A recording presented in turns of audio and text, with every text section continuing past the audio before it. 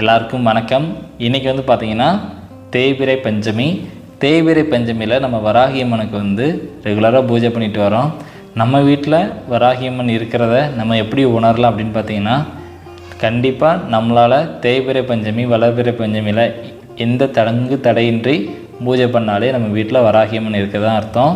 இந்த வீடியோவில் வந்து என்ன பார்க்க போகிறோம் அப்படின்னு பார்த்திங்கன்னா, முதல்ல வராகியம்மன் வந்து எப்படி நம்மக்கிட்ட வருவாங்க அப்படிங்கிறது தான் இந்த ஃபுல்லாக இந்த டீட்டெயில்.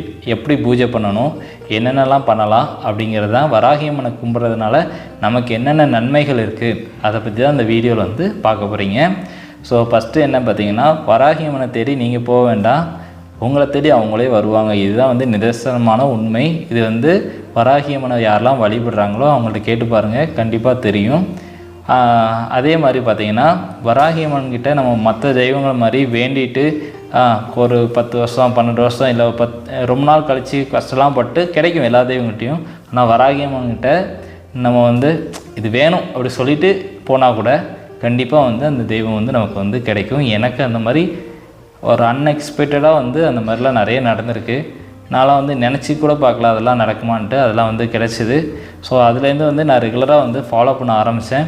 இப்போ வந்து பார்த்திங்கன்னா கண்டிப்பாக வளர்பிறை பஞ்சமி தேய்பிறை பஞ்சமியில் வந்து ரெகுலராக வந்து கும்பிட்டுட்ருக்கேன். இது ஏன் உங்கள்கிட்டலாம் சொல்கிறேன் அப்படின்னு பார்த்திங்கன்னா, சிலருக்கு நிறைய கஷ்டங்கள் எல்லாமே இருக்கும். அந்த கஷ்டங்கள்லாம் எப்படி நம்ம போக்கணும் அப்படின்னு சொல்லி நிறைய பேர் தெரியாமல் இருக்கும். ஸோ அவங்களாம் வந்து பார்த்திங்கன்னா இந்த மாதிரி வராகியம்மனை வந்து வழிபட்டால் ரொம்ப நல்லது. இது வந்து வராகியம்மனுக்கு ப்ரொமோஷன் அப்படிலாம் எதுவுமே கிடையாது. எனக்கு நடந்த எக்ஸ்பீரியன்ஸை உங்ககிட்ட நான் ஷேர் பண்ணுறேன், அவ்வளோதான். ஸோ எப்படி பூஜை பண்ணலாங்கிறத இவன் பார்க்கலாம். என்ன அப்படின்னு பார்த்தீங்கன்னா, பஞ்சமி தேதியில் வந்து பார்த்திங்கன்னா பச்சரிசி எடுத்துக்கோங்க. பச்சரிசியில் 2 தேங்காயில் நெய் ஊற்றி சிகப்பு திரி போட்டு நீங்கள் விளக்கேற்றினீங்கன்னு வச்சுக்கோங்களேன், ரொம்ப நல்லது. நம்மளால் முடிஞ்ச நெய்வேத்தியம் எதாக இருந்தாலும் சரி, அதை வந்து நம்ம வந்து வராகியம்மனுக்கு வந்து படைச்சிட்டாலே போதும். இதுதான் எங்கள் வீட்டில் இருக்கிற வராகியம்மனோட ஃபோட்டோ. ஸோ இந்த ஃபோட்டோ வந்ததுக்கு பின்னாடியே வந்து ஒரு மிகப்பெரிய ஸ்டோரியே இருக்குது. என்ன அப்படின்னு பார்த்தீங்கன்னா, ஃபோட்டோ வாங்கணும் ரொம்ப நாள் வந்து சொல்லிகிட்டே இருந்தேன். அதுக்கு முன்னாடி வராகியம்மன் வச்சு வழிபடலாமா இல்லையாங்கிறது கொஞ்சம் டவுட்டாகவும் இருந்துச்சு. ஸோ அந்த நேரத்தில் தான் வந்து பார்த்திங்கன்னா தஞ்சாவூரில் வராகியம்மன் இருக்கிறாங்க.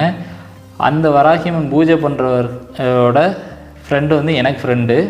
ஸோ அவர்கிட்ட கேட்கும்போது தாராளமாக வழங்கலாம் அப்படின்னு சொல்லி அவரே எனக்கு ஃபோட்டோ வந்துச்சு. ஸோ தஞ்சாவூர்லேருந்து எனக்கு டைரெக்டாகவே வந்துச்சு. ஸோ அதே வந்து எனக்கு ரொம்ப சந்தோஷமாக இருந்துச்சு. ஸோ அதுக்கப்புறம் வந்து கொஞ்சம் கொஞ்சமாக வந்து வாழ்க்கையில் நிறைய மாற்றங்கள் வந்துச்சு. ஸோ நீங்களும் வந்து கண்டிப்பாக வந்து வராகியம்மனை வழிபடுங்க, உங்களுக்கும் வந்து கண்டிப்பாக நடக்கும். முக்கியமாக தேய்பிறை வளர்பிறை பஞ்சமியில் வந்து கண்டிப்பாக வழிபடுங்க.